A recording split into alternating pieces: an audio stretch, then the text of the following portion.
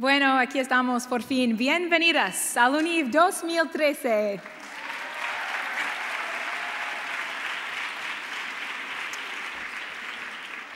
Como sabéis, el tema de este año es Reality Check, descubriendo la identidad humana en el mundo digital. Yo creo que muchos descubrimientos nos esperan esta semana en Roma, donde nos hemos reunido para esta convivencia de Pascua.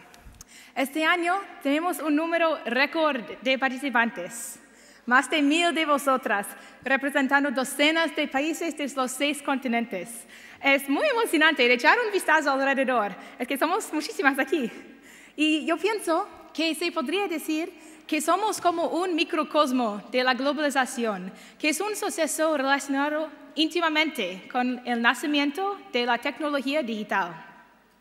Ahora, en su novela clásica, Una arruga en el tiempo, la autora Madeleine L'Engle describe algo llamado un tesseracto. Un tesseracto es un fenómeno de la cuarta dimensión que actúa como un atajo en el continuum espacio-tiempo. Un tesseracto te permite llegar del punto A al punto B sin pasar por todos los puntos intermediarios. Madeleine L'Engle probablemente nunca sospechó que inventaríamos un tesseracto real, el Internet. Es algo que elimina barreras enormes de espacio y tiempo. Y yo puedo conectarme a Skype y hablar con mi familia en el otro lado del planeta, mandar un SMS a una amiga y recibir una respuesta dentro de un medio segundo. En Facebook soy capaz hasta de viajar en el tiempo y encontrar compañeros o conocidos que no he visto desde mi infancia. La tecnología no solo acorta distancias entre la familia y los amigos, sino también nos da un portal a mundos anteriormente inaccesibles. Nos enteramos, por ejemplo, de la primavera árabe en gran medida gracias a las fotos y los vídeos que la gente de la calle grababa con sus móviles. Los disidentes políticos en países con derechos civiles limitados levantan sus voces en sus blogs.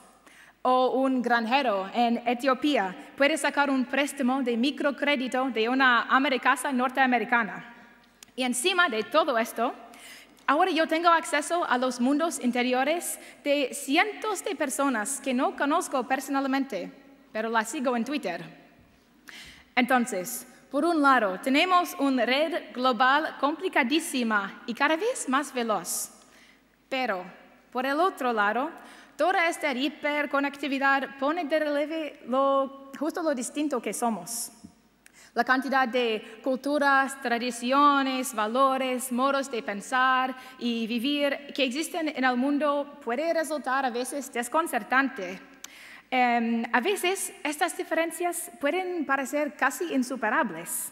De hecho, hay mucha gente hoy que sostiene que la comunicación auténtica es imposible aún entre individuales, porque si cada persona, cada cultura crea su propia verdad privada, la única solución es encoger los hombros y aceptar nuestras diferencias, tolerarnos en nombre de la convivencia, pero no entendernos o aún entender a mí mismo. En un mundo que nunca ha estado más conectado, mucha gente nunca se ha sentido más sola. So, what can we do to overcome this paradoxical isolation? I'd like to invite you to take a look at this year's UNIV folder, because I think the cover points us in the right direction. Here we see a series of portraits, pre-digital efforts, you could say, to communicate a personal identity. It's a diverse collection. You have cave paintings, photography, idealism, expressionism, classical style, postmodern style, but they're all examples of how people have represented themselves over the course of history. And after Andy Warhol here, we could each add our own attempts to express ourselves in the digital medium. So what's the point? All of these images are representations, which means they are representations. They represent, that is, they make present again their subject. They make their subject once more present to the viewer. So the important thing is that every representation refers back to something already in existence. Because to represent something, something has to be there already, to be present to begin with. So when we're talking about representing ourselves, we have to start with what's already present, our personal existence in reality. And sometimes we have it backwards, and we try to define ourselves by our digital profile. It would be like saying that Leonardo didn't draw the Vitruvian Man, but the Vitruvian Man drew Leonardo.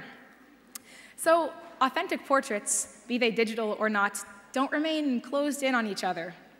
They refer back to a person, someone already present in reality. And we have to recognize that we are present in reality because we are presence. Our very existence is a present, it's a gift. We don't create our nature, we receive it. And this is what gives us a firm basis for establishing authentic communication with others. The knowledge that no matter what cultural, geographical, subjective differences exist between us, we share the same fundamental nature that we've received from the one Creator.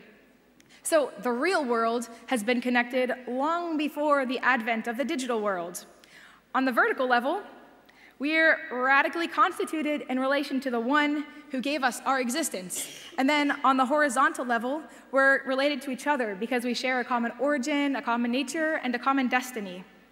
And there's a lot of talk these days about the fraternity of the human race. But sometimes I think the missing piece of the puzzle is that if we're all brothers and sisters, it's because we all have the same Father. So if our representations of ourselves in the digital world are to be authentic reflections of who we are, we have to sort of take a step back from the screen and discover ourselves in the context of the original social network, which is the vertical one. Now, of course, there aren't two parallel worlds, the digital world and the real world. The digital world is part of the real world. And it's an area where our capacity to act creatively, to define ourselves, is perhaps especially evident. So how do we stay true to the gift of our existence? How do we stay true to our identity in this digital world? Well, that's what we're here for, a reality check. Now, a check, what's a check? A check is a revision, it's a double take, it's a timeout to make sure that everything is running smoothly.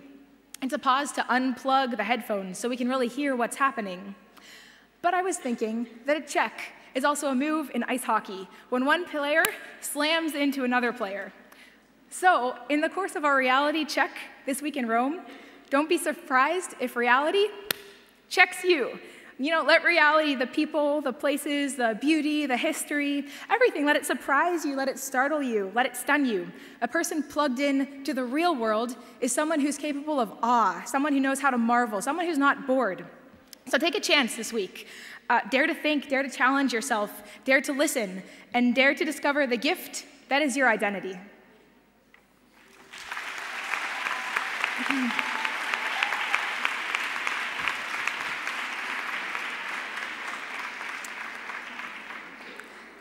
So then, we'll get started off with the first presentation. I'd like to present to you Charo Sadaba, who is a professor of communication from the University of Navarre. And for 15 years, she's been researching in the field of online security, social networking, et cetera, all the digital world that we're here to talk about today. She's also an expert in the European Commission on university safety. So let's give a round of applause for Charo Sadaba.